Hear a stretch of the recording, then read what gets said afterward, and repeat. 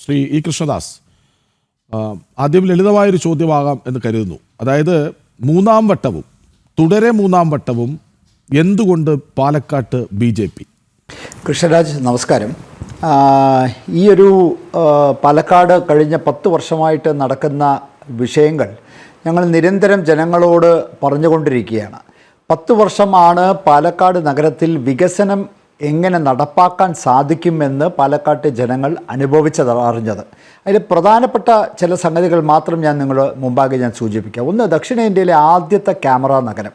ഒരു നഗരം മുഴുവൻ സമ്പൂർണ്ണമായിട്ട് ക്യാമറയിലാക്കുക എന്നുള്ളത് വലിയൊരു പ്രയത്നമായിരുന്നു. കൊച്ചി കപ്പൽശാലയുടെ സഹായത്തോടുകൂടി അവരുടെ സാമൂഹ്യ പ്രതിബദ്ധതാ ഫണ്ടിൽ നിന്ന് പണം ലഭിച്ച് ഏതാണ്ട് 177 ക്യാമറകൾ 55 സ്ഥലത്ത്. ചെന്നൈയിൽ നമ്മളെക്കാട്ടും ക്യാമറയുണ്ട്, പക്ഷേ ചെന്നൈ പൂർണ്ണമായിട്ടും ക്യാമറയിലല്ല.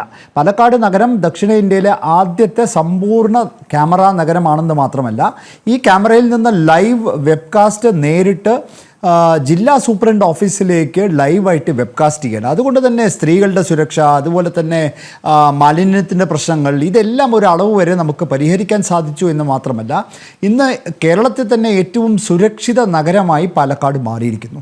അങ്ങനെ ദക്ഷിണേന്ത്യയിലെ ആദ്യത്തെ ക്യാമറ നഗരം.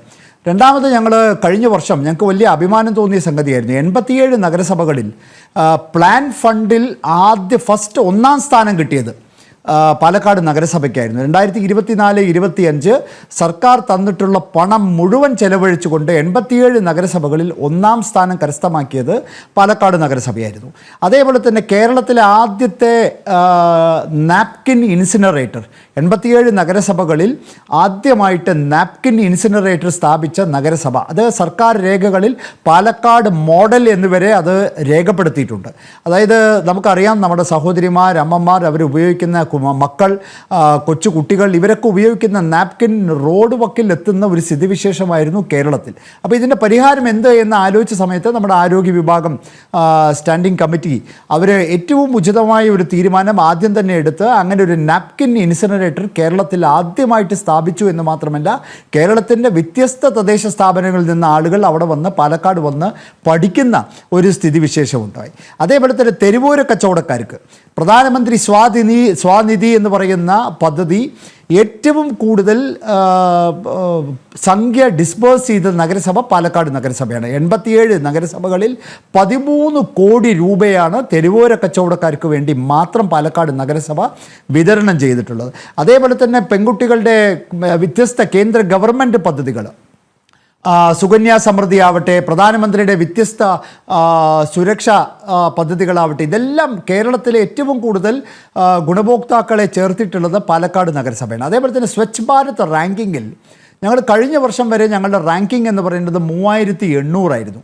ഈ വർഷം ആ 3800 എന്ന റാങ്കിങ്ങിൽ നിന്ന് ഞങ്ങളിപ്പോൾ ഓൾ ഇന്ത്യ റാങ്കിൽ ഞങ്ങൾ 338ാമത്തെ റാങ്കിങ് ആണ്. അതായത് ഏതാണ്ട് ഒരു വർഷത്തിനുള്ളിൽ 3000 റാങ്കിങ് ആണ് ഞങ്ങൾ മുകളിലേക്ക് വന്നിരിക്കുന്നത്. അതേപോലെ തന്നെ ഒട്ടനവധി വികസന പ്രവർത്തനങ്ങൾ, അതായത് അമൃത് പദ്ധതിയിൽ ഏതാണ്ട് 300 കോടി രൂപ ചെലവഴിച്ചാണ് പാലക്കാട് നഗരസഭയിൽ ഒട്ടനവധി വികസന പ്രവർത്തനങ്ങൾ, ഏതാണ്ട് 3000 പ്രധാനമന്ത്രി ആവാസ് യോജന വീടുകൾ, അതുപോലെ തന്നെ ആയുഷ്മാൻ ഭാരത് വെൽനസ് സെൻ്ററുകൾ, 9 വെൽനസ് സെൻ്ററുകൾ ഈ കഴിഞ്ഞ ഒരു വർഷം കൊണ്ട് നമുക്ക് ആരംഭിക്കുവാൻ സാധിച്ചു. പാലക്കാട് നഗരത്തിലെ പ്രധാനപ്പെട്ട എല്ലാ റോഡുകളും ഹൈവേ നിലവാരത്തിലുള്ള BMBC റോഡുകൾ ഞങ്ങൾക്ക് സാധിച്ചു.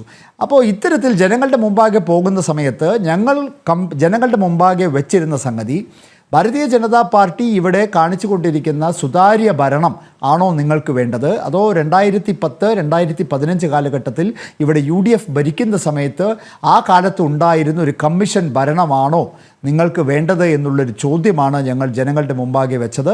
ജനങ്ങൾ ഈ ചോദ്യത്തിനുള്ള ഉത്തരമാണ് 3ാം തവണയും ഒരു ഹാട്രിക് ഭരണത്തിലേക്ക് ഭാരതീയ ജനതാ പാർട്ടിയെ വിജയിപ്പിച്ചിട്ടുള്ളത്. യെസ്, അതായത് ഒരു വാക്ക് പോലും ആലോചിച്ച് പറയേണ്ടി വന്നിട്ടില്ല ഈ കൃഷ്ണദാസിന്. അതായത് വികസനം 1, 2, 3, 4 ഇങ്ങനെ അക്കമിട്ട് നിരത്തി പറയുകയായിരുന്നു. അതാണ് വികസനം എന്ന വാക്ക് മുൻനിർത്തിയുള്ള പ്രചാരണം കൊണ്ട് BJP ഉദ്ദേശിക്കുന്നതും.